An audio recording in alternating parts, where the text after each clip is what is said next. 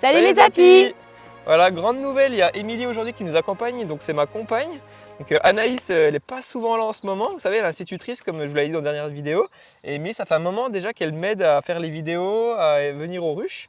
Et là, c'est vrai que c'est le moment où elle va peut-être pouvoir ouvrir elle-même des ruches. J'ai hâte d'ouvrir ces ruches, d'apprendre les bons gestes et puis je vais poser plein de questions au fur et à mesure de l'ouverture. Et comme ça, tu vas m'en apprendre un petit peu plus sur le monde de l'apiculture. Bah, super, en tout cas, encouragez-la en commentaire de la vidéo. Parce que voilà, les premiers pas en apiculture, c'est toujours un moment important. Alors aujourd'hui, on va voir tout ce qui est suivi de la colonie. Donc là, en ce moment, ça explose de tous les côtés. Donc il faut faire très attention à l'essaimage. On va regarder les cellules royales, est-ce qu'il y en a, est-ce qu'il n'y en a pas. S'il y en a, qu'est-ce qu'on fait? Alors le mot un peu brut, c'est le dégraissage. Donc c'est très technique comme mot, mais c'est juste pour dire, on peut prendre un cadre avec du couvain et le donner à une truche qui est plus faible pour aider celle qui est faible et puis laisser de la place à celle qui est très grosse.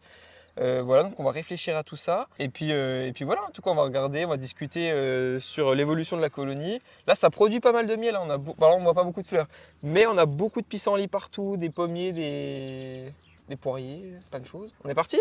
C'est parti! C'est parti! On a une petite surprise pour vous à la fin de la vidéo, donc restez bien jusqu'à la fin. Et on pourra vous parler de la surprise. Alors voilà le toit, l'isolant, parfait. Donc là, vous avez vu, on a bien notre hausse. C'était une super semaine là sur le pissenlit.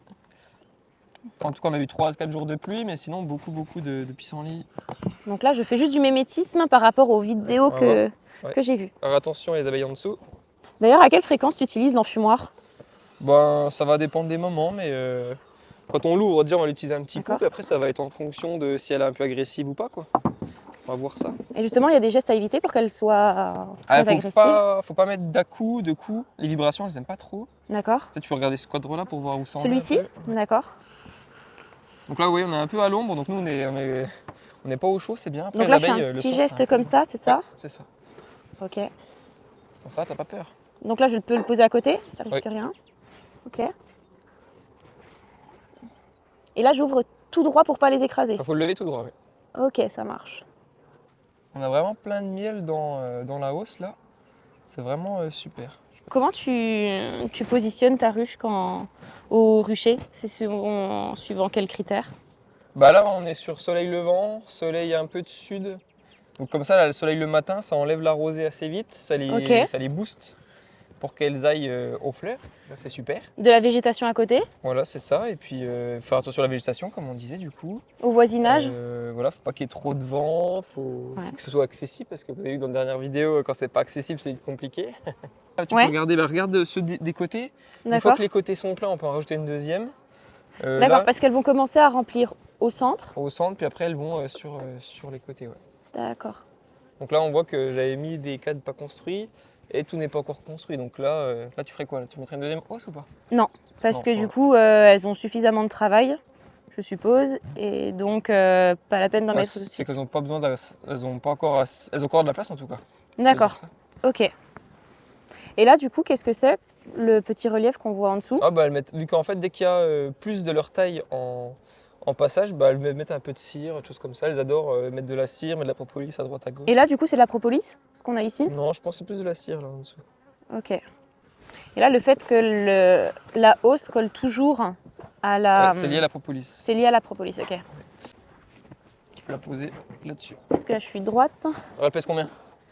Oh, bah bien 15-20 kilos. C'est possible. Oh, pas 20. Ok, j'ai aucune je dirais entre 10 et 15, je pense. Ok. Oui, entre 10 et 15. Mais c'est bien, ça commence à se remplir, il faudra surveiller quand même. Hop, ça, la grillade, on peut l'enlever. Et puis, il faut qu'elle tombe dans la ruche. Il faut bien qu'elle reste dans la ruche. Ok. Tu peux secouer là. Voilà. Un coup sec. Là, on peut en mettre un petit peu. Vous voyez, la ruche, elle est quand même bien remplie. Sur tous les cadres, on a des abeilles. Et elle est extrêmement lourde. On voit déjà des boursouflures de miel qui arrivent vraiment sur la tête de cadre. Donc la ruche est déjà bien pleine. Je pousse un peu déjà celui qui est juste avant pour laisser de la place, sauf que là il y a quand même beaucoup d'abeilles. Et puis je pousse un peu celui-là. En fait, il faut bien les décrocher, mais par le côté. Il faut s'appuyer sur les cadres du côté. C'est pareil pour celle-ci? Là, on va commencer d'un côté. Donc ce ne sera pas nécessaire. Là, tu vois, il est décroché, tu peux l'enlever. Là, on voit de jolies cellules qui sont déjà remplies de miel. Voilà, c'est ça. Alors, qui n'est pas encore operculé, on voit briller. Voilà. Et de l'autre côté, elles le sont. En haut, on voit un petit peu du miel operculé. Ouais, c'est Et pareil. là, Il y a du un peu coup, plus de pollen, je crois. tu cherches potentiellement la reine Bah, on regarde, ou... vu qu'on va le mettre à l'extérieur de la ruche, on regarde toujours s'il y a la reine ou pas. Donc là, il n'y a pas la reine, donc on Parce va que pouvoir tu le en poser sur le conclurais côté. quoi? Bah, du s'il y a coup la reine, faut pas qu'elle tombe par terre. Ah oui. Donc si on met à Ah l'extérieur, il oui, y a toujours un d'accord. risque qu'elle tombe. Puis la Et- reine, comme on dit, si on n'a plus de reine, on fusille. Enfin, quand on perd notre colonie, quoi. En tout cas, ça va faire un gros désordre. Le temps qu'il y ait une reine qui se refasse, etc., on perd Ok. un mois. Donc là, qu'est-ce qu'on voit? Alors là, on voit au centre du miel qui est operculé et aussi... Ah non, c'est pas du miel au milieu. Alors du couvain. Ouais, c'est du couvain. Et ça, comment Ouais. du coup tu fais la différence entre du miel operculé et du couvain? Ben, Le c'est vrai côté qu'on voit une petite différence. de C'est vrai que c'est couleur? pas facile. Ouais, la couleur, la texture. C'est vrai qu'on voit pas une énorme différence entre les deux. Et là, on voit bien que c'est bien réparti, parce qu'il y a bien le miel, la couronne de miel tout autour. Une couronne, bah là, il n'y a pas beaucoup de pollen finalement. Il y a plutôt des classes d'âge différentes, donc des larves qu'on voit, de couleur blanche. Et puis là, operculé, quand ça fait plus de 9-10 jours, c'est operculé. Voilà. D'accord. Ça, Et, c'est et un là, cas de cette année. et là, on les voit toutes immobiles. Qu'est-ce qu'elles font Ah bah, exactement? vu qu'on a mis un peu d'apisolis, de fumée, bah du coup, elles croient qu'il y a le feu, donc elles pompent du miel. C'est pour ça qu'elles ont la tête dedans. D'accord. Elles font un peu leur réserve. Oui, c'est ça. Ok, d'accord. Elles restent Et tranquilles. là, on en voit des plus grosses, etc. Mais Ah, ça... là, c'est les mâles, ça, c'est des faux bourdons. D'accord. Ok. Avec des gros yeux. Et après, la petite technique, C'est de leur laisser un petit peu décaler pour voilà, de avoir... leur lever un peu. Donc en bas, il est bien positionné et en haut, la tête du cadre, on l'a fait Ah. déplacer un peu. Comme ça, quand D'accord. on va lever celui-là, on va pas le frotter, parce que si on le frotte, ça va un peu abîmer les abeilles. On sent que le cadre est particulièrement lourd. Hein. Ouais, parce qu'il y a beaucoup de réserves. Ah, ça, c'est vraiment des beaux Donc, cadres. ouais. Quand il y a beaucoup de réserves comme ça, Parce que qu'est-ce que pour toi un bon couvain et qu'est-ce qui... bah, les cadres où il y a du couvain, du pollen et de la réserve de miel tout autour, bah, on se dit que c'est top parce qu'elle a tout ce qu'il lui faut à portée de main, quoi. Ce qu'on va faire de manière plus particulière, Oui. c'est qu'on va regarder, vous savez, quand c'est l'essaimage, donc là, mois d'avril, mai, début juin, on va pencher un peu comme ça le cadre Oui. et on va regarder en bas, les pourtours du cadre, c'est là où elles vont faire des cellules royales D'accord. pour essayer d'essaimer, si elles ont envie.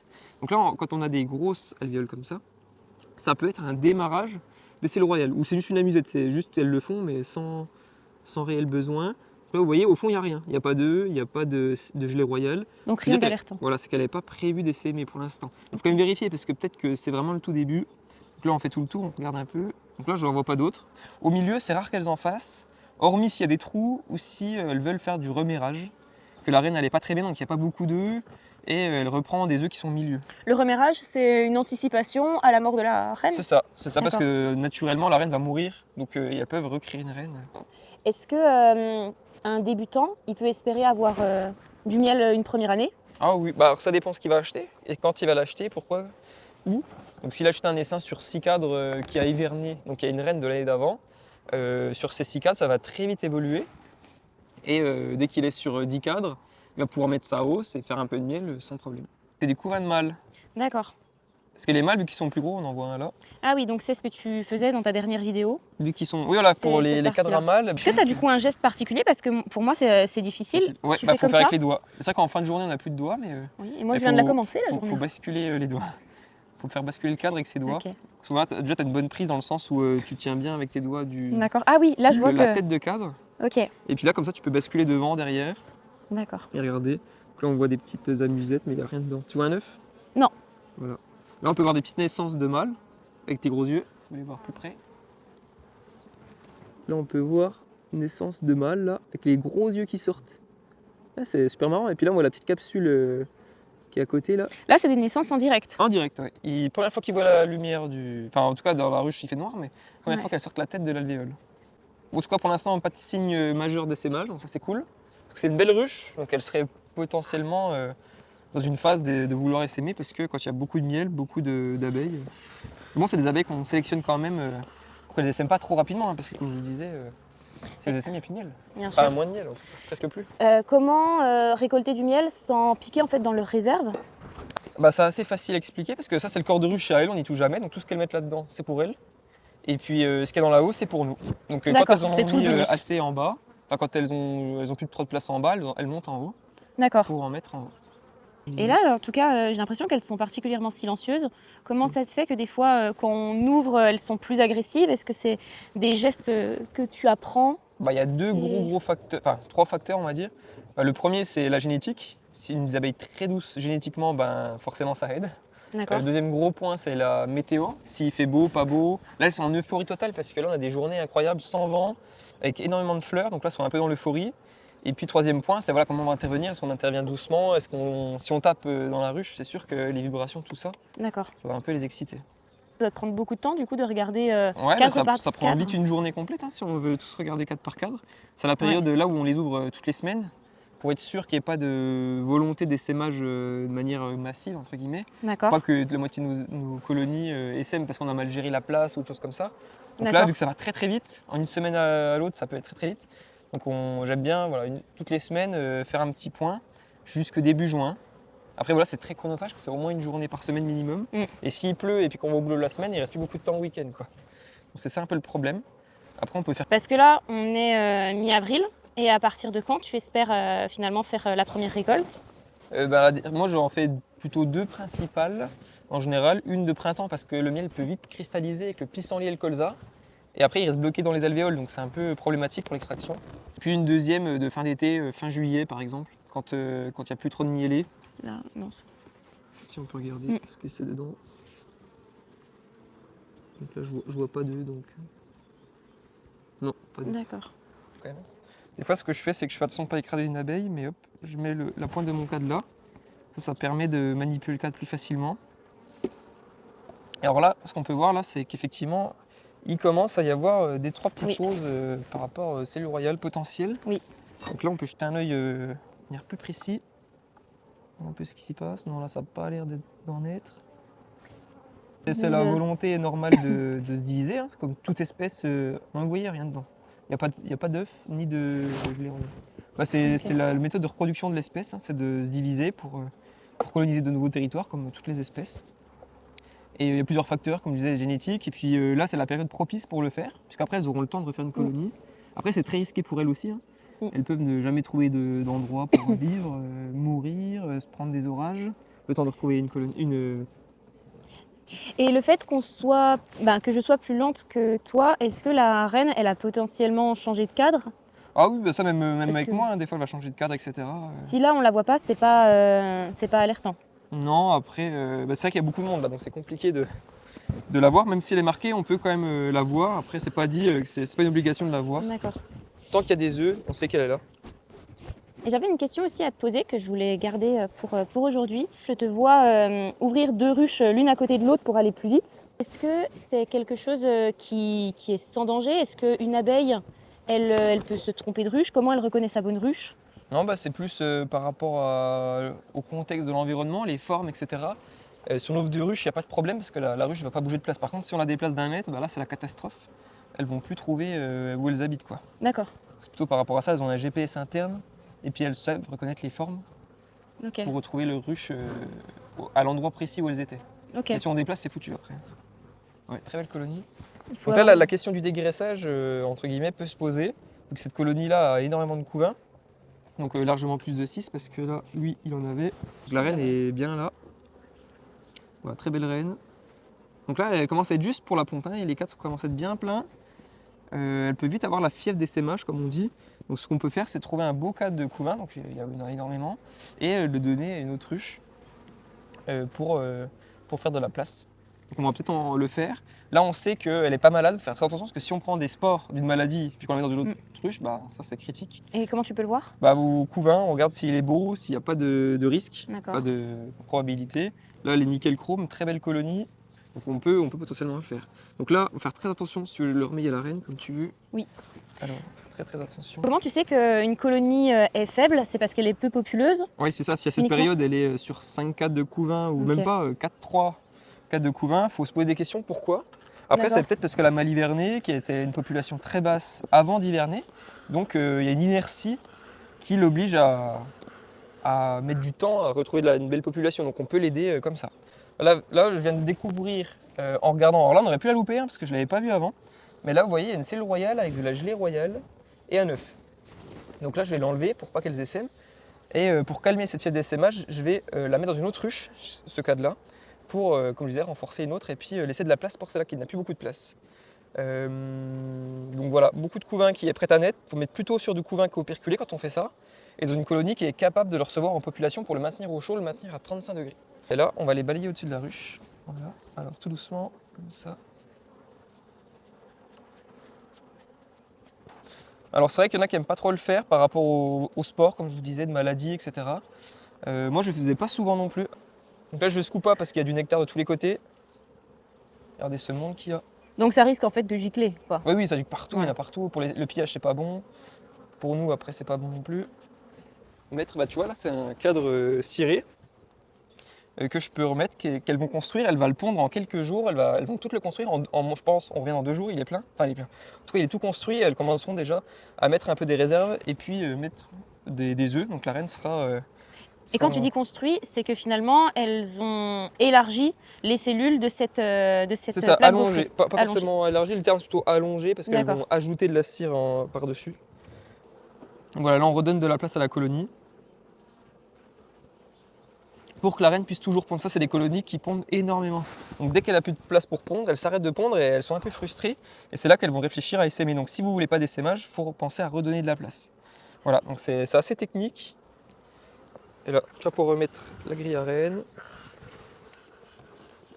Donc la grille à reine, c'est par rapport au calibre, finalement la grosseur d'une ouvrière par rapport C'est à ça. la reine. Là, les abeilles peuvent passer, mais pas la reine. Parce Donc que je s'il y a, il y a des larves dans la hausse, pour la récolte, ça va être compliqué. Là, je te laisse la poser en faisant attention de ne pas les écraser, surtout sur les côtés là. peux faire coulisser, du coup c'est Oui, peut-être... tu peux. Quand il y a beaucoup d'abeilles aussi, ce qu'on fait. Faire attention au bout. Voilà. Là, je te laisse remettre la hausse. Hop. Voilà. Hop. Tu peux la reposer comme elle était.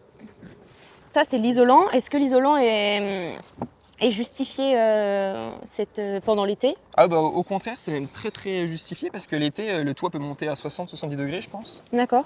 Et donc ça peut être vraiment pas bon pour les abeilles s'il n'y a aucun isolant. Surtout quand on a un Ok. toit tôle comme ça. Si on a un toit chalet en bois, ça va, il y a du bois. Mais si on a que le toit tôle, Tu c'est as déjà délicat. eu des convenus Ah, avec... pas forcément déconvenu, mais il faut faire très attention, ça c'est un point essentiel. Très bien. Et là, ce qu'on va faire, il faut qu'on se dépêche très vite parce que là, le couvain il est à 35 degrés, donc il ne faut pas qu'il se refroidisse. Oui. Sinon, c'est pas bon pour lui. Donc là, on va vite, je te le laisse le prendre. Oui. Et on va vite ouvrir une ruche qui est un peu en retard. Il ne faut pas une colonie trop petite parce qu'il faut qu'elle puisse le prendre en charge. On va essayer sur celle-là. Alors, hop là. Vous voyez, là, c'est une belle colonie où il lui manque des cadres. Et ça les gêne pas d'avoir des cadres construits par d'autres colonies? Bah alors, non, parce que quand elles vont naître, elles n'ont pas forcément beaucoup d'odeur et elles vont vraiment vivre comme si c'était leur colonie. D'accord. Elles vont se travailler comme si c'était la leur. C'est aussi pour ça qu'on met des fois des reines, qui sont dans l'alvéole encore, les reines vierges. On n'aime pas forcément reines vierges, mais plutôt la cellule royale qui est prête à naître Ok. pour qu'une colonie l'accepte plus facilement. Donc là, je vais essayer de décaler celui-là. Et je le glisse, on ne va pas casser le couvain, donc à côté d'autres cadres de couvain, par exemple. Ça veut dire quoi, de ne pas casser le couvain? Bah, faudrait pas qu'elles soient isolées dans un coin, sinon elles vont peut-être du mal à le chauffer. D'accord. Donc En là, fait, faut tu que je fasse vas attention. recentrer Ça passe les pas. cadres de couvain. Vraiment entre eux. tous au même endroit, quoi. D'accord. Alors Émilie, c'était de séance, ça allait? Eh ben, super intéressant, instructif. J'ai appris beaucoup de choses sur les bons gestes.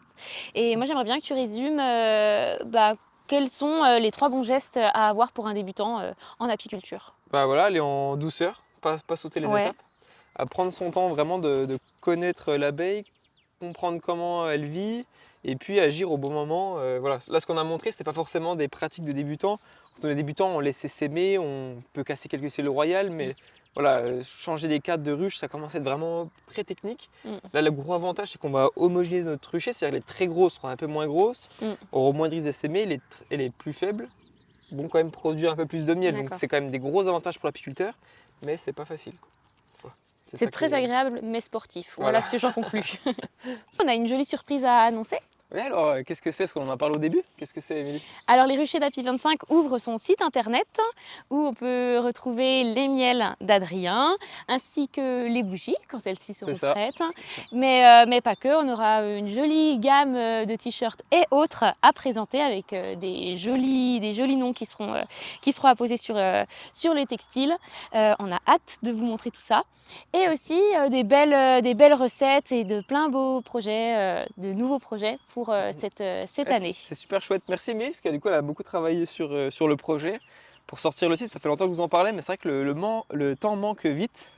Donc c'est pas facile à mettre en place, mais voilà, ça y est, enfin, Émilie a permis de débloquer le projet. Donc restez connectés, mettez des petits pouces bleus, abonnez-vous Et puis, et n'hésitez pas aussi à nous dire ce que vous en pensez dans les commentaires. voilà. Et puis on attend vos retours. Et puis merci à Émilie d'avoir participé. Et puis Mais avec on grand se retrouve plaisir. avec d'autres vidéos. N'hésitez pas à nous dire en commentaire qu'est-ce que vous voulez qu'on vous montre.